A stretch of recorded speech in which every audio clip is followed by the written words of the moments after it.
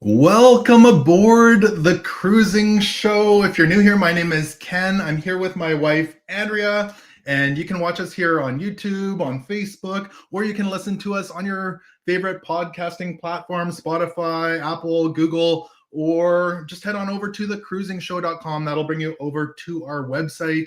We are going to be sharing with you today the true cost of cruising. Now, I just think cruising is an amazing bargain. You get an amazing trip. Mhm. And I'm so guilty of saying to my friends, though, oh, it's so cheap to cruise. You can cruise for $350 for the week. How can you even afford to stay home? And I think sometimes I might be misleading them a little bit because there is a little bit more to the cost of cruising. Yeah. So I still think that cruising is an amazing bargain, but we're going to go over kind of the minimum cost and all the extras that you can do. Yeah, because there can definitely be a lot of extras, but you can do it on a budget as well. Absolutely. So it's we're gonna go over all of that today. I mean, if you're an avid cruiser, you're gonna know a lot of this stuff. But there's a lot of you who have maybe never cruised before, or are thinking about going on a cruise, or have only cruised a couple times, and you want to make a budget. So hopefully what we're going to be talking about today will help you out. Let us know in the chat where you're from. We've got a few people out there today. Welcome, Mike. Welcome, Big G. Welcome aboard. And we enjoy having you on here. If you do comment in there, we will try to bring some of the comments into the show. We can't do it with all of them, but we'll try to bring some of them into the show and bring that into the conversation as well. So again, welcome aboard and thank you for joining us today. Palm Springs, California. Awesome. We were in Palm Springs, Mike, last summer. In August. Yes, it was hot. It was really hot. And Sherwood Park, Alberta. Welcome, Bob. Hi, Bob. You're not too far from us. We're in Kelowna, British Columbia. So you're I think outside of Edmonton, if I'm not mistaken. So welcome aboard, Bob. So yeah, why don't we just dive right into this, Andrea? I think let me jump over here. We want to start out with the bare bones costs of cruising. So what's the minimum that you can expect to pay? Because there's a lot of expenses, like you said, that you could add on to make it as luxurious as you like. And we have done the bare bones cruising, and we have had an amazing trip. Other bare bones, other than flights and the bare minimums, but true, yeah. I think our first cruise we went on, we basically did bare bones, other than the the odd souvenir and the flights and transfers, that sort of thing. But it was still one of my favorite trips. Absolutely. So. Yeah. We'll jump into some of the bare bones costs of cruising. I know you have stuff you want to say. I have some, yeah. So I did a search online, and I found something that we would find of interest. It was a 7-night cruise to Mexico out of LA. It was $414. So for an inside cabin. For an inside cabin. So that is your base fare for the cruise, $414 per person, and that's generally based on 2 people in a cabin. Sometimes the price goes up per person and sometimes down per person, depending if you have more or less. Yes. And it can be quite expensive if you're traveling solo. It can, yes. It can be. So that is a whole other thing to look into. So you're going to have your cruise fare.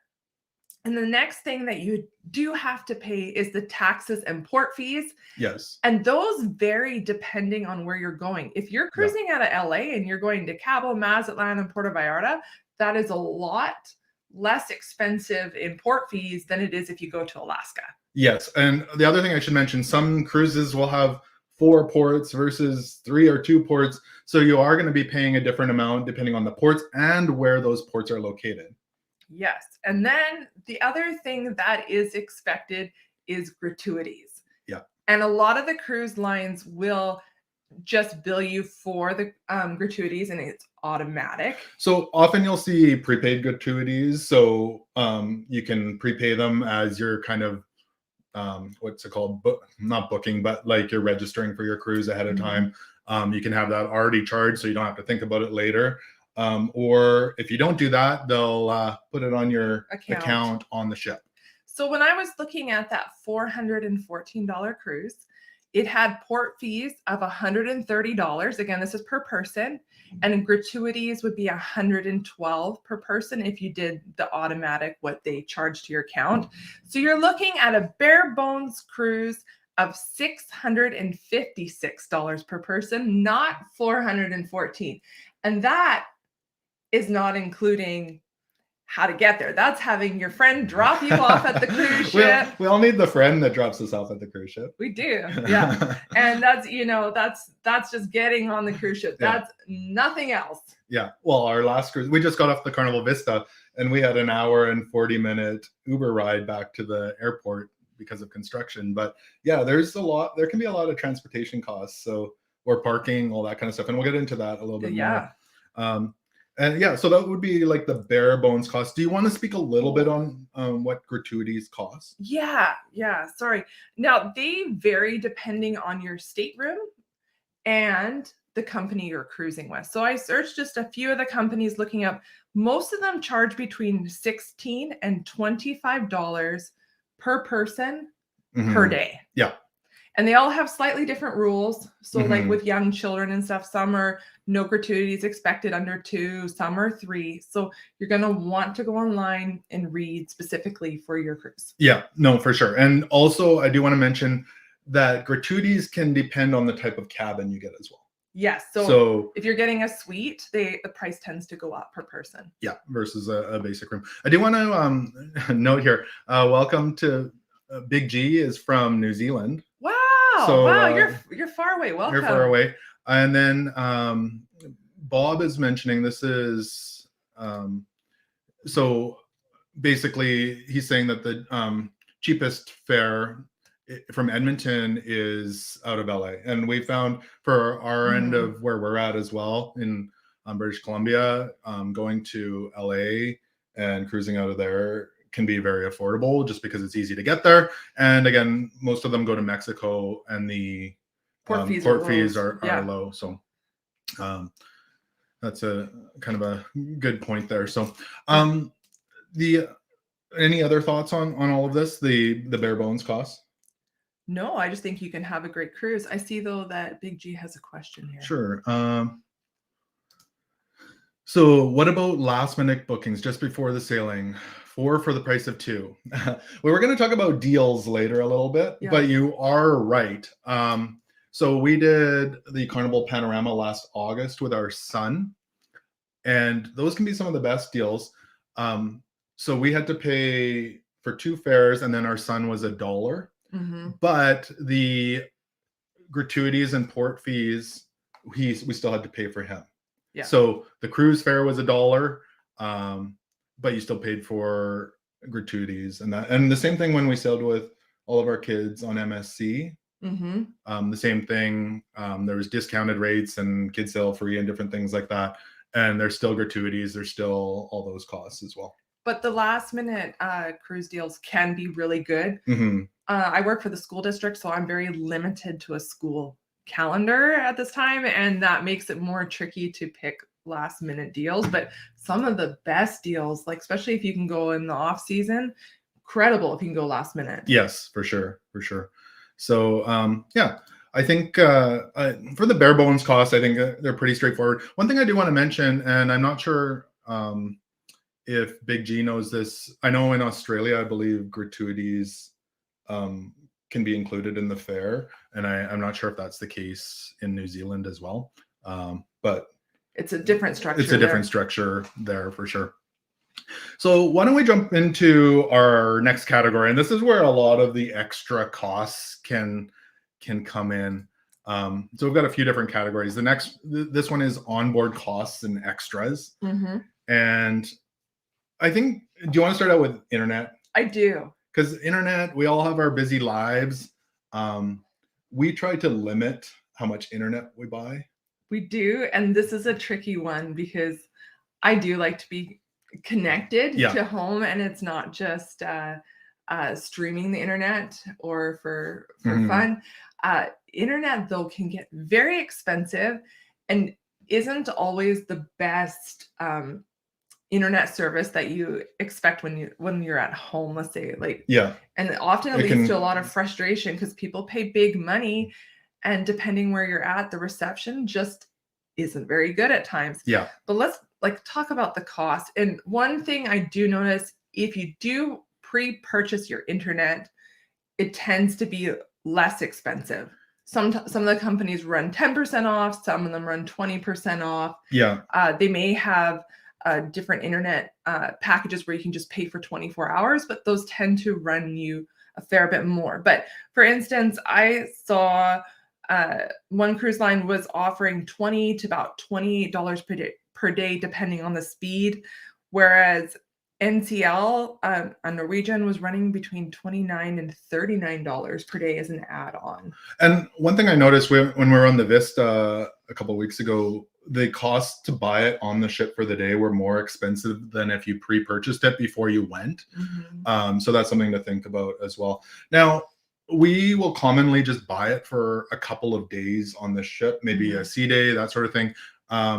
When we've gone to Alaska, because we'll have a data package with our cell phones and you're in port for 3 days and or even 4 days, or in Canada, so you might stop in Victoria, you might already have access to the internet off the ship for 3 or 4 days. So I don't think we find it worthwhile for ourselves then to buy a full week package. We might buy it for a day or two during that trip. The thing too, I should say, is that isn't per cabin. That is allowing one device in most cases to log in, or for one person.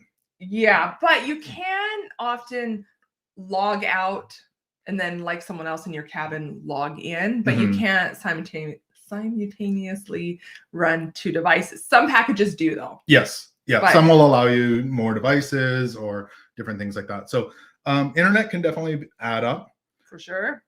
Different things, of course, everybody likes to have some fun on the ship. And there's different things like beverages, for example, pubs or different things like that. Now, this can definitely get pricey.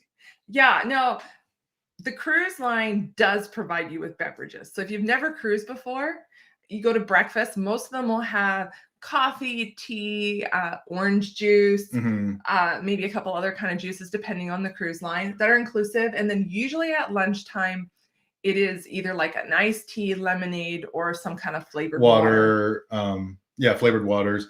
Then there's, coffees and teas and hot chocolate commonly you'll see as complimentary on the ship. Often you'll have to go to the buffet or a small little kind of complimentary restaurant to get that. You might see little kiosks around the ship. But in the main dining rooms, often you can ask, and you may or may not be able to get things like iced tea or lemonade.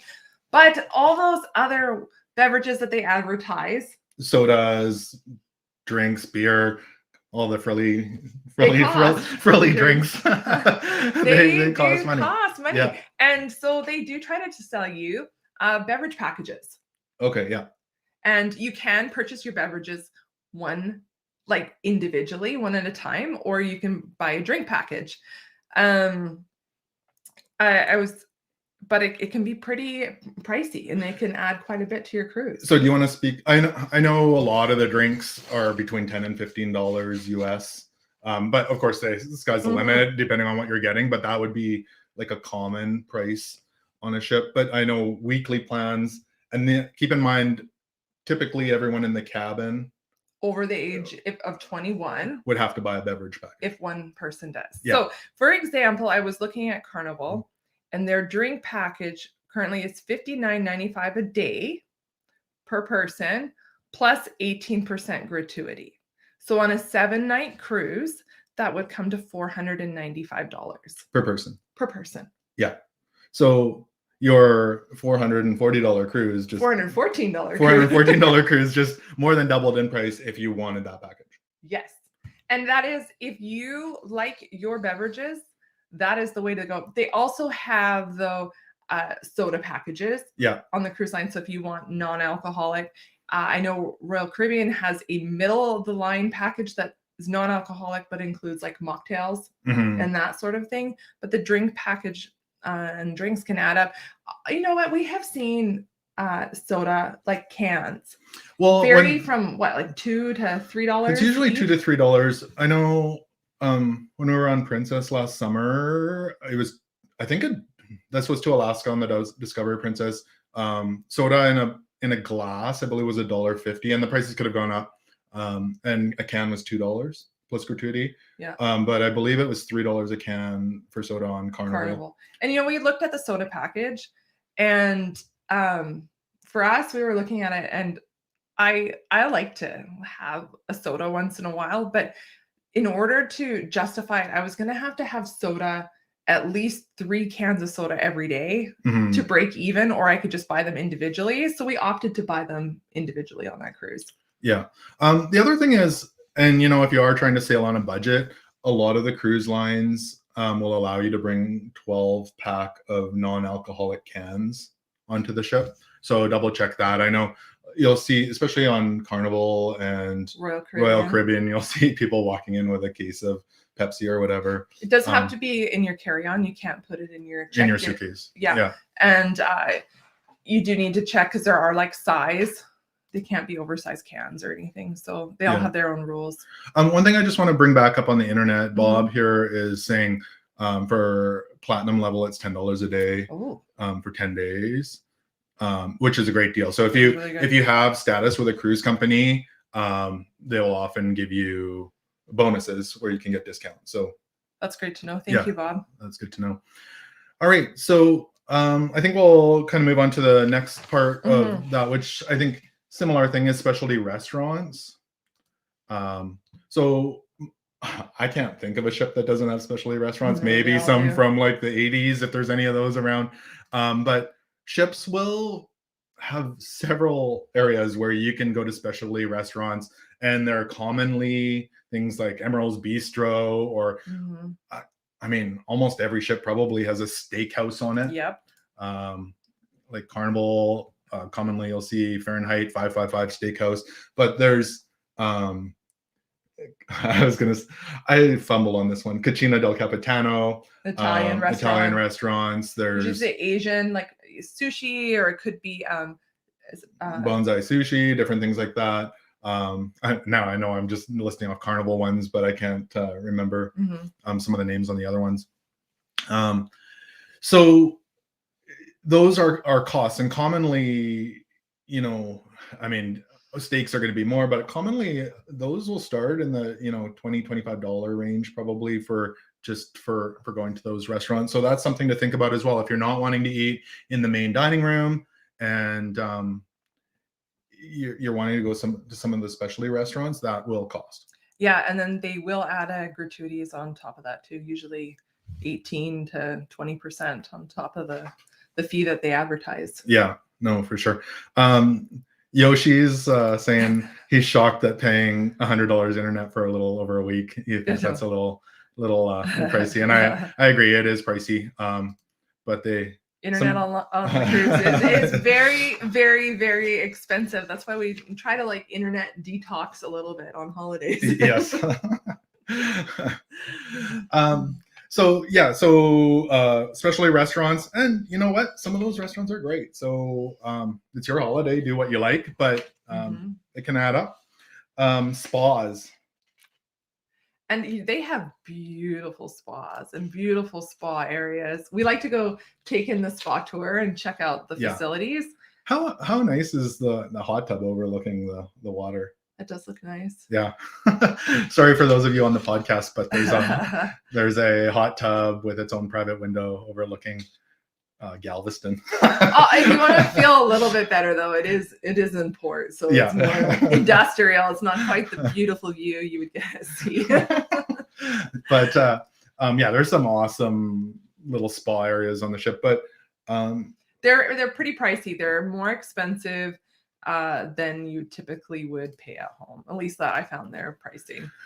But you know what? On our last cruise, I think there were days where they ran specials. Well, you could tell they were quiet. Yeah. At times, because they would come on, the cruise director would come on and say, "Hey, we have 10 spots open at this discounted price for a massage. The first 10 people can get it." but they're now. Basically, they're in the next 2 hours for the. Well, and they also, what's really nice, especially if we were going on an Alaskan cruise, Yeah. is they have the therapy. What do they call it? They call it the like on Princess, it was the Enclave. They have their spa, their thermal suite. Thermal area. suite. Oh, okay. Yeah, and it has their, their hydrotherapy pool. They have those, they're like tiled loungers that are heated. Yeah. So if you're somewhere, saunas and. I don't know that in the Caribbean I would enjoy that because I'm already like warming up. But if you're in Alaska, that would be pretty sweet. Yeah. That would be really nice. So, and some of those are included if you pay for like a spa cabin, Yeah, or you buy a pass for the week or whatever they have. They Yeah. would be nice. No, for sure. And some of those things, like even on Carnival, they have the Havana cabins that get you the private Havana Area. pools and Yeah. And hot tubs. So depending on the cabin you have, you might get perks as well. Mm-hmm. Other than that, we've got Souvenirs, candy shops. But there's also high-end souvenirs too, though. Well, I don't have pictures of high-end Souvenirs, but I have No. pictures of hats for $20. That's not bad. But you often they have designer purses and perfume. Well, that's just it. If you haven't been on a cruise lately, there are a lot of like jewelry stores, watches. They sell a lot of that stuff on there, and we're not talking like low end stuff. A lot of high end purses and things. a lot of they want to sell to you, and then they also have a more affordable things, especially like their logo wear. Yeah, and that's what I had here was the like Carnival hats and shirts. That was $20 for the combo. So even if you want some souvenirs on the ship, sometimes they can be affordable for sure. And and some of the cruise lines will run clearance sales where they sell things that are from past seasons, or like I've seen $5 t-shirts. Well, I've seen t-shirts on cruises that aren't even from that cruise. Okay, I think there was a t-shirt on our last cruise that said Spring Break 2019. So if you're looking for a bargain and you don't mind the wrong year, that's when you spill everything on you and you just need a shirt. Yeah. Awesome. And then so from there, onboard activities.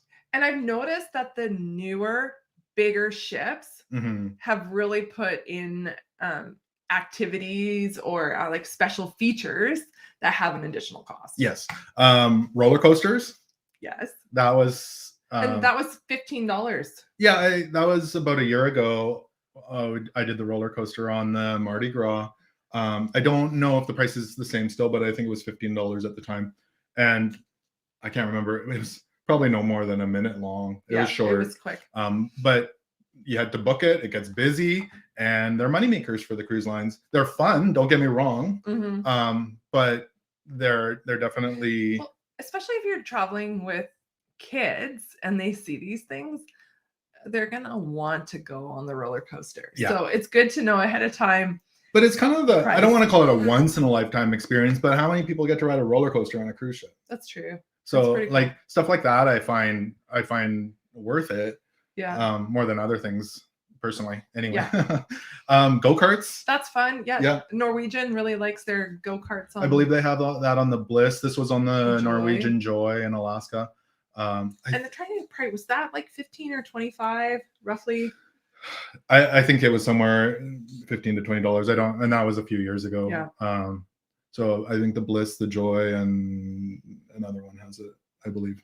So so you might be able to see things like that, as well as IMAX theaters. There was an IMAX theater on the Carnival Vista, which actually I would say we went and saw an IMAX film in 3D, and so it wasn't the like a normal movie. They did show normal movies in there as well, and that was I think around $16 or $18. We saw an IMAX film, so the kind of the 45-minute made for IMAX for 3D, and I believe that was only $8. Just under $8. Yeah. And it was a beautiful theater. Like it was, I actually think at least as nice as our theaters here at home. Yeah, it was big. The seats kind of reclined back. So yeah, I enjoyed that. When we say some stuff was expensive, I actually walked out of there saying that was $8. That was a good deal. because I think that was cheaper to go to IMAX on the ship than here on land. Than here on land, yeah. So some interesting things you can do, and I mean, there's more than what we're saying here today, but there's really cool stuff that you can run into on ships. And of course, for the kids, there's arcades or VR arcades you might see. This is just a regular arcade, but you'll see VR arcades where there's like driving simulations or walking tight ropes with goggles on, all that kind of stuff on the ships, and those are not free. Those are not included. I'd actually recommend, if you are traveling with kids, make sure that there's a limit set up on their room key, because you just pay with your room key. Unless you don't care, you could be in for a real surprise at the end of your week. Yeah. No, it can, because that room key has a lot of power. Well, even I remember I went and did the claw thing. I can't remember what it was, $3-4 or whatever. But it lasted like 15 seconds. I'm like, oh, that was fast. And we were cruising with our son, and he was like, try it again, Dad, try it again. So like, yeah, you can burn through money fast in the arcade. So, and yeah, I think that's, there's so many more kind of activities on board. So there's a few other ones I noted. Royal Caribbean has things like the North Star, which might be free. And then certain times, if it's in a special location, they might charge. So it's like an arm that you go up high in the sky. They'll do an extended one too that you can pay for. Yeah. So there's free like trips, and then there's upgraded. Yeah. So there's different things like that. What else do I have listed here? Of course, gambling, if you're into like the casinos. Bingo is popular on the ships. A lot of people play bingo, and fundraisers. Well, yeah. And I really like the fundraisers. Carnival does their Groove for St. Jude, which is a fundraiser for the Children's Hospital, I believe. Right, yeah. So there's those sorts of things. And then I was thinking, there was one more though. When we were on Carnival, there was Deal or No Deal, which is like a big game. And if you want to be like actually playing along, you have to buy a card. Yeah. Now you can go and just watch for free, but if you want the chance of winning money, you do have to pay to enter. Yes. And maybe that's why the cruise is $414 that you selected, because they want you to buy all the extras. Yeah. So that's how they get you on there. Well, some people don't even pay for their cruise. That's true. If you're an avid gambler, they will commonly offer you free cruises. So just because they know. But we're not saying to go out and gamble and you'll get a free cruise. Even some of the casinos. People on land, people have been offered free cruises, but I'm not sure if they pay port fees and stuff. I'm not sure how that works, but because they know that they, on average, will make money off of giving people free cruises. So that's something. If you are a gambler, look into that. You might get a free cruise. The other area that we wanted to talk about was private areas on the ship. So there's a few of these. Like on Princess, they had the Sanctuary. Yes. Kind of private cabanas and hot tubs and stuff, but you did have to pay to get in there as well. I wanted to just touch them when you talk about private areas and exclusive. Some of them on some cruises, I believe, would be really worth it, especially if you're can afford to do the upgrade and it's spring break, let's say, when the ship is really full. You might really enjoy having a less crowded space. But I also want to just there was a question there about the day. Yeah. You can go back. Opinion on day passes. Is it worth it? And when do you use it? So we haven't purchased a day pass or used the spa pass. I personally don't think I would enjoy it in hot weather. First of all, you have a group benefits package, so we get massages and things like that. But that's not included in the spa pass. No, I get it, but so some of that stuff we have access to at home for the spa. But you're right about the spa passes for the bubbly tub. I don't know what it's called. I actually think what I would. Because I think they actually look really nice sitting on those benches. And I would like the hydrotherapy pool. I think if I was going to do it, though, what I would do is look for when they have a sale in their spa cabins that includes it. Because sometimes the price difference to upgrade to the spa cabin can be like just over 100 or a little bit more Yeah. for that upgrade. And then I think it's totally worth it. Yeah. Those heated chairs are nice. I think I'd really enjoy the saunas and that sort of thing. So, but I personally would need it in colder weather. Yes.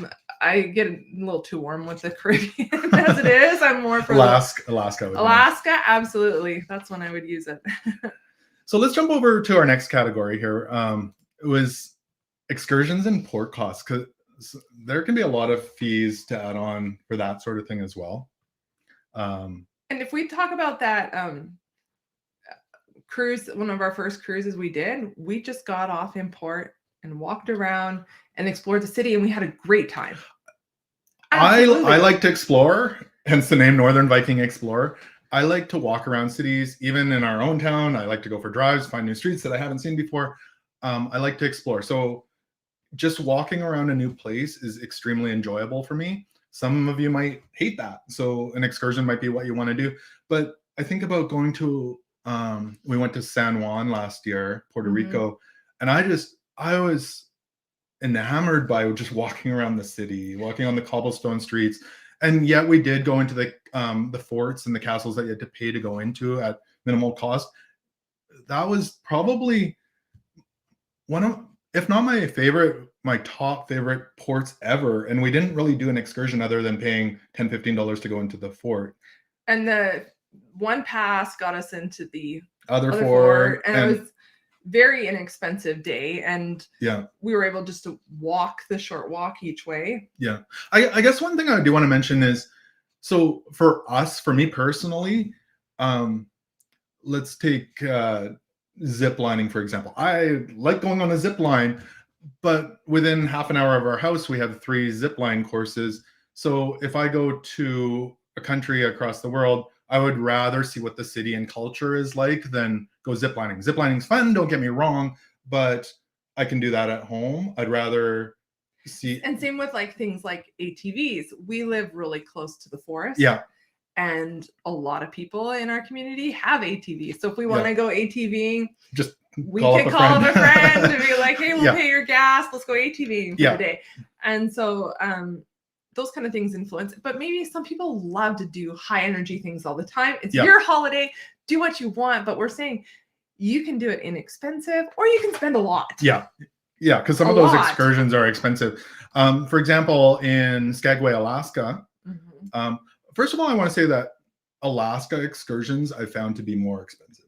Way more expensive. Like when you look at the list the first time, if you're used to cruising to Mexico or the Caribbean, I think your mouth is going to drop. Yeah. You'll be in for a surprise. They're not discounted anyway. It's pricey. Yeah, no, for sure. And so a popular one is riding a train into the mountains. And, those are sometimes a lot of people are going to Alaska for their once in a lifetime bucket list cruise. And, that's awesome. Do the train, do it all, because that's what you're going there for. But those excursions can be more. I think the train was more expensive than we paid to go on the Discovery Princess. And keep in mind, there was a lot of not quite, but close to it. Yeah, there was a lot of deals the last couple of years in cruising. We got an amazing deal when we went. but there's definitely some cost to these excursions. There's things like you can do zip lining. This is in Amber Cove, so you can do that kind of stuff. There's costs for that. And they're endless. You can do scuba. You can learn to scuba, or if you're experienced, you can do something more aggressive. But there's so many things that you can dive into that way. And you can. I want to say you can go as expensive as you want, because it's not cheap to take a helicopter to a glacier and go with dog sleds and that kind of stuff. Like there's some expensive excursions, but those are dream bucket list items. Yeah, like you can do really crazy fun things in port. Yes, but you can also keep it modest and walk around the city and explore ports. Or our last cruise, we were in Cozumel, and we walked down to a restaurant which I knew had access to snorkeling, and we had a great day, and it was very inexpensive, but people had also paid for an excursion So to the same that's spot. actually, if you're watching on the stream, that's actually where this is right now. So the people swimming and snorkeling there, many of them had paid to come there with an excursion, and we walked there and had a similar excursion. We were snorkeling, they were scuba diving, but there were snorkelers as There well. was snorkeling, But yeah. we were snorkeling in the exact same area that people were scuba diving, Yes. like right up 5 feet above them. So it's, you know, you can. I think that's where it comes back to when you said, I believe you said earlier, do your research. Absolutely. Before Do your you go. research, and you want to know, number one, should say, you want to know your safety. Yes. Can you get off in port safely and walk around in that area? You want to know transportation, because some of these ports are not in the middle of the city, Mhm. and you're far from. You should know ahead of time, because you'll cut your stress down. Yeah. I've talked to people who have been angry in the past that they paid for an expensive excursion and then they just ended up at the exact same place that people walked to or took a bus to or a taxi and paid a quarter of the price or a tenth of the price, because they just You know, and that's a whole nother podcast It we could is, talk yeah. about, because the whole debate of booking with the cruise line or doing privately, Yeah. we could devote a lot of time. Yeah, for sure. So A lot of time for that. So yeah, there's all those excursions. The other thing is there's a lot of private, I don't want to call them private beaches, but private stops. So for example, Amber Cove, you've got, so if you haven't been to the Amber Cove before, that is in Dominican Republic. It's a private stop owned by Carnival, so it's Carnival ships, or I think you'll see Holland America there and probably Princess as well. So it's a private shopping area, private pools, private that sort of thing. You might not see other ones. Perfect Day at Coco Cay or Castaway Cay. There's a whole bunch of them. Most of the cruise lines have private beaches or private islands or private resorts, and there's more of them being built. So I personally like these stops. I do too, and the beach access is commonly free with free loungers. If they have a beach, like Amber Cove, for example, has pools, yeah, that are free to go like to. Grand Turk was a beach, and they had loungers that were included.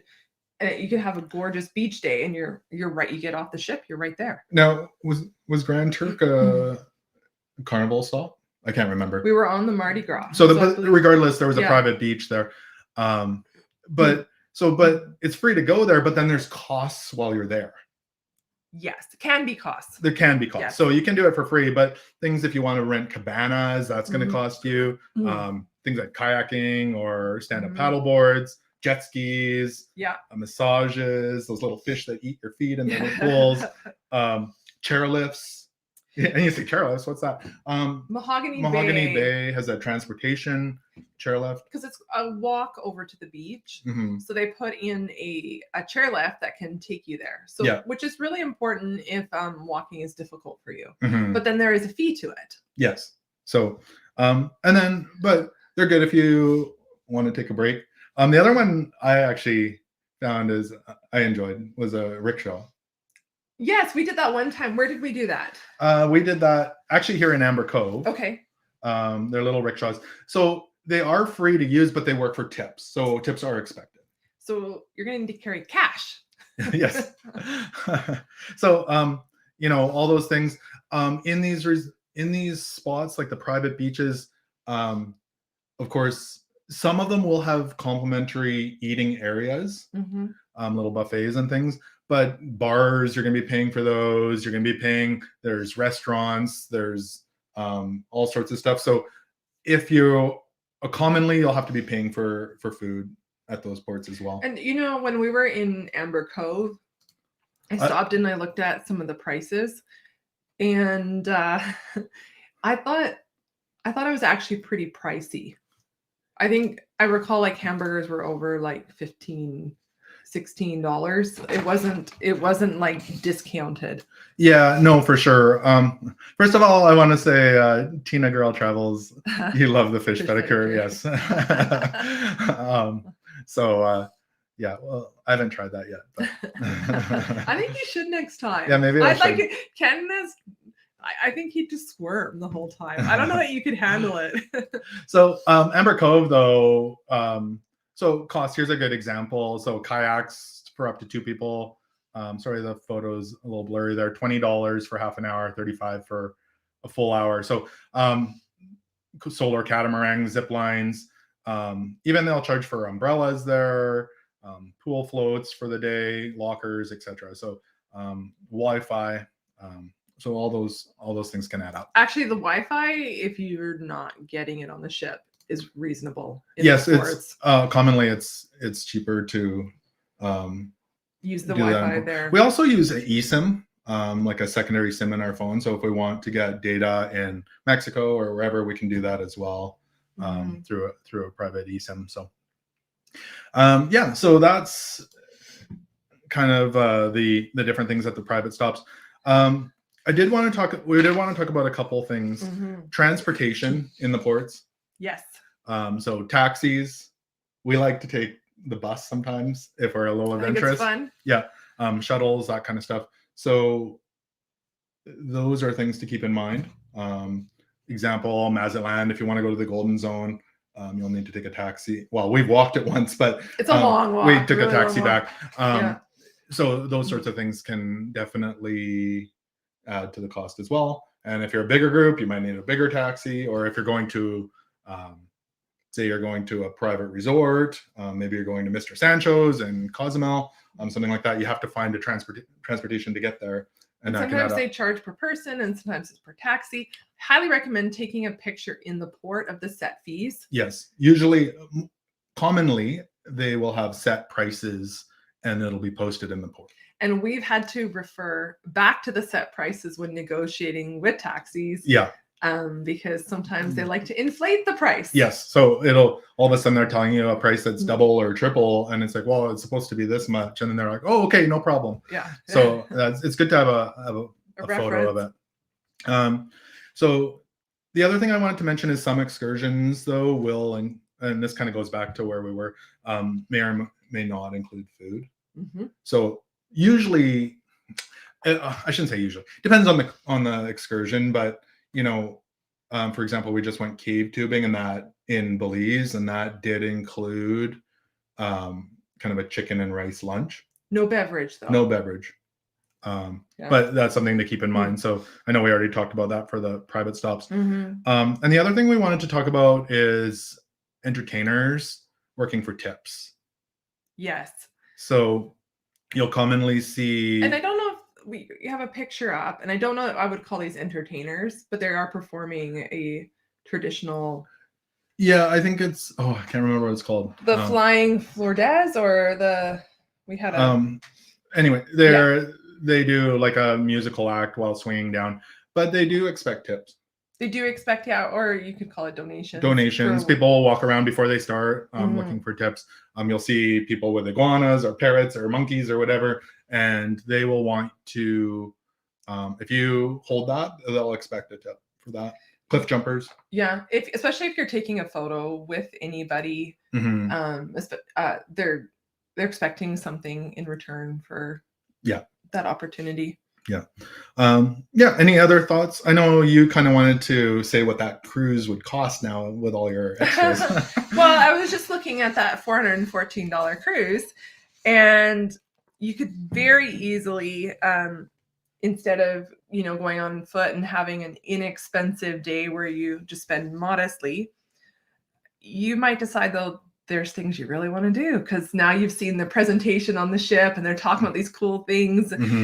And you're like, oh, I want to swim with the dolphins. So booking on the cruise line could cost you $165 to swim with the dolphins per person. And then you're like, in Mazatlan, let's go for that all-inclusive beach day.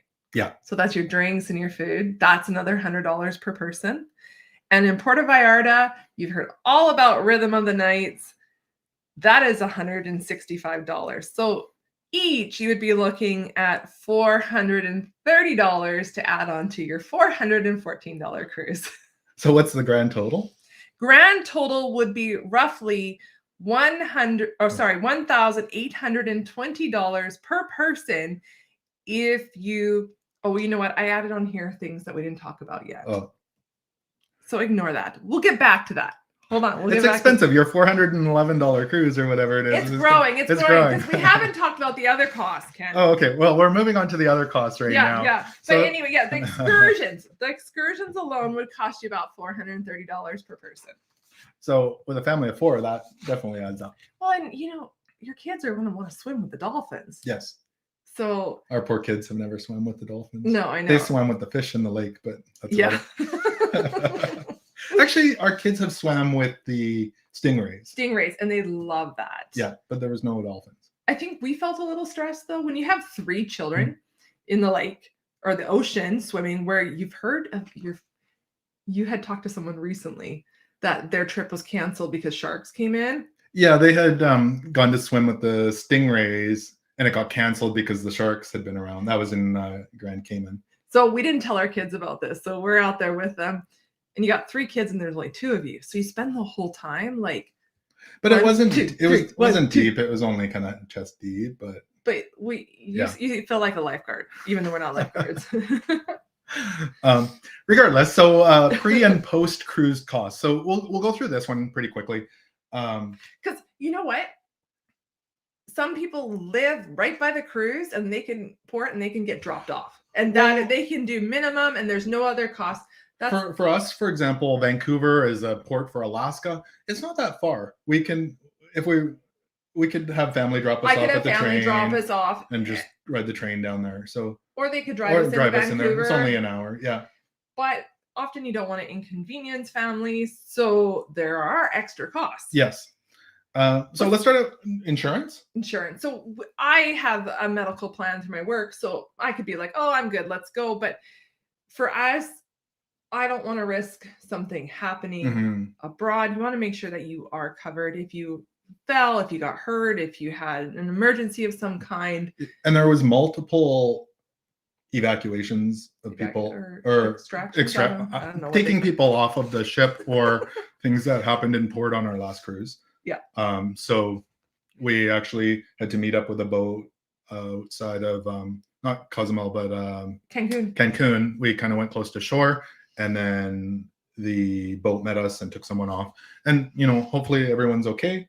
But those sorts of situations happen. Sometimes some people have gotten classic pneumonia and then needed to be hospitalized, and you want to make sure that this doesn't really hurt you long term. You want to be protected. And not only medical wise, but also trip cancellation for flights or for, I don't know, something happens and you aren't able to go last minute or different things like that. So insurance is important. Passports and visas. And okay, so we are Canadians, so we have passports when we travel, which is easy. It is better to have a passport even if you don't need one, because if you do get sick or get removed from the ship, something happens, it is definitely easier to get back home with a passport. Yeah. But even I wanted to say, before you see like a crazy good deal somewhere further away, check and see if there's visas required. Yeah, because commonly like Middle Eastern cruises and Asia, we may need visas for each of the port stops or some of the port stops. So that's something to think about. And those can add up in price as well. Price and take time to process. So you're going to want to research that and know before you pay for your cruise. Know what you're getting into. Parking. This is that unexpected cost. And I actually priced it. It's not cheap. No, and I priced it out. For example, in LA, it was roughly the same cost to round trip shuttle to the cruise port as it was to pay for a week of cruising. So for 2 people, shuttling back and forth was about the same as. And these parking, the cities vary greatly. Yeah. And I saw some ports are around $20 a night. And I believe Manhattan is $45 a night. I know in Vancouver I think we were just gone for 11 nights. And that was, I think, around $170 Canadian. So maybe 130, 140. I know Seattle, we commonly, if we search and scour the deals, we commonly get kind of between 10 and 15, but $20 a night would be more In normal Seattle. in Seattle. But if you're at actually, SeaTac. that's parking at SeaTac. If you actually park though at the cruise port, Oh yeah, it is much more expensive. Yeah, I believe it's $179 we just paid to park for a week, pre-booked for Alaska. So it's in like, Seattle, yeah. Yeah, so sometimes you get that really good deal, and then you like pay for parking. You're like, that was half the price of my cruise fare. How is that possible? Yeah. So yeah, parking is definitely something. So if you have a friend that can drop you off, that's even better. Tipping porters, it's expected. Well, it's one of those things. They take your bags. It's kind of expected, I think. So treat the staff well, and they typically treat you well as well. So that's one. Flights can be expensive for sure. So we are always searching for a deal on flights, but that's something to keep in mind. Hotels, pre and post cruise, of course, everywhere from $100 to $150 to sky's the limit, $500. And some places, like for instance, Galveston is quite expensive in comparison to just staying outside of Houston. The price goes up significantly. Yeah. But if you stay, 20 minutes away, it was... Yeah, on our last one, we didn't stay in Galveston. We stayed about 15 minutes outside of Galveston, and we had a rental car, and it was probably half the price. Yeah. So Galveston is a lovely place to stay. We drove to Galveston, and the one thing is we couldn't get a car rental that we could drop off in Galveston for some reason. So we would have had to go back out anyway. So those are things to keep in mind. And then transportation, again, car rentals, Uber, shuttles, taxis, etc., to and from the port. If you're flying in, I know, like I said, we just did an hour and 40-minute Uber. And that, I was a little stressed because when we got off the ship, the price was really high for the Uber. Well, we checked our pricing on the Uber before we went, kind of did a mock booking, and we thought it was going to be about $90 roughly. And we got off the ship because we needed to take it to IAH. And there was traffic, and all of a sudden the prices were $200, $250 on Uber, and Lyft was over $400. And we're like, oh, that's expensive. I was like, oh, we should have just booked the shuttle. The shuttle. I was feeling like, oh, what have we done? So, because that was going to be about, I think, $60 roughly a person. And then we just kind of hung out and waited for about half an hour, and all of a sudden it dropped down to $90. And Lyft was still at that point over $200. So it came back to what we expected. So if you are taking Uber or Lyft, just keep in mind that the prices do fluctuate on how busy it is. So something. And then of course, pre and post cruise food as well. So in the airports and everything like that, that can all add up. All right. Do you want to go over your total cost for your cruise with all the excursions? So with the basic fares that you have to pay in fees and doing the excursions and some basic add-ons. So I looked at, so LAX was about $70 round trip per person for shuttle. If you did the middle of the line internet package each, you're looking about $119. If you were doing the drink package, that would be an extra $495 per person. And if you went with the insurance, sometimes it starts around $50 per person. And you added on all those excursions on your $414 cruise. Not including flights. Not including flights, would be $1,820 per person for your $414 cruise. So don't be fooled. But here's the thing.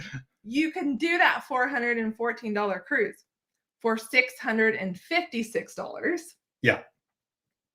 Or you can jump and, you could go way higher than that even. Yeah. Way higher. And, everybody has a different budget and whatnot. So when I tell all my friends, it's only